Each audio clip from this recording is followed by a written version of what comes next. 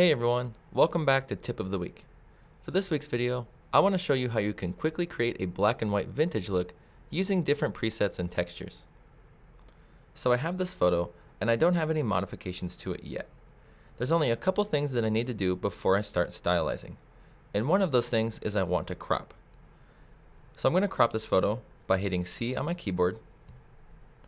Now that I have my crop tool selected, all I'm going to do is I'm going to pull up on this bottom line so that I can remove some of that road from my frame.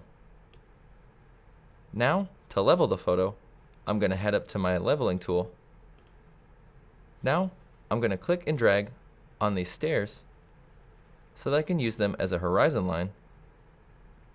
Then I'll just drop it, and voila, it's straightened my photo.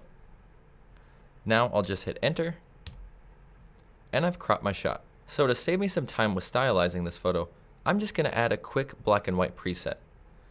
So I'm just going to head down to my bottom corner here, and I'm going to open up my preset drawer. Now I'm going to head into my black and white categories, and there's this awesome black and white in here called Bogart Neutral. I'm just going to click it to apply it to my photo, and then I'm going to head down and I'm going to hide that preset drawer. And the cool thing about these presets inside ON1 Photo RAW is that you can modify them after you've applied it to your shot. So I'm going to head over to my tone and color pane here, and because I shot this photo in RAW, I'm going to change my camera profile, and I'm going to choose this ON1 landscape. I like this camera profile because it brings in a nice bit of contrast and a little bit of a boost in exposure.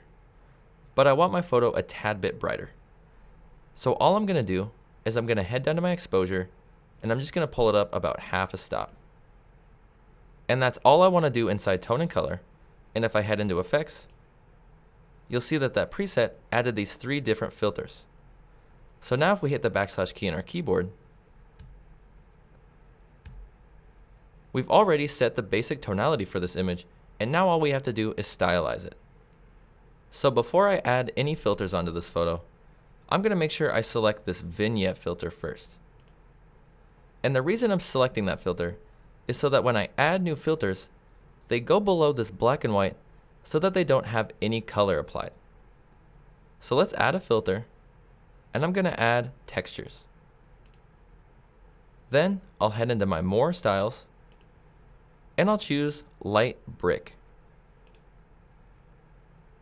And I want it a little bit stronger on my shot, so I'm going to head down to my opacity, and I'm going to turn it up to 100%.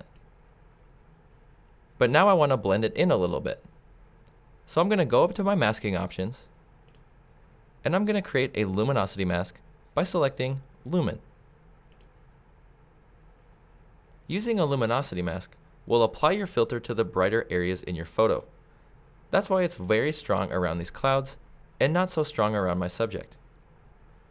So let's add another filter. I'm going to add another textures filter. And inside my preset styles, I'm going to choose Scratchy. And I'm just going to go into my masking options again, and I'll choose Luminosity. And for this particular texture, I don't really want that texture to be applied to my subject at all. So I'm going to make sure I have my masking brush selected, and that it's set to Paint Out. And I'm just going to brush this off the areas that I don't want it to be applied to. So now if I turn this off and on, it's not being applied to my building. So let's add one last filter to finish, and I'm going to add a borders filter. And I really like how this border makes it look like a film photograph, but the picture is a little bit small in there. So I'm going to head into my borders, and I'm going to fit the image a little bit better so that it's not so small. So now if I hit the backslash key on my keyboard,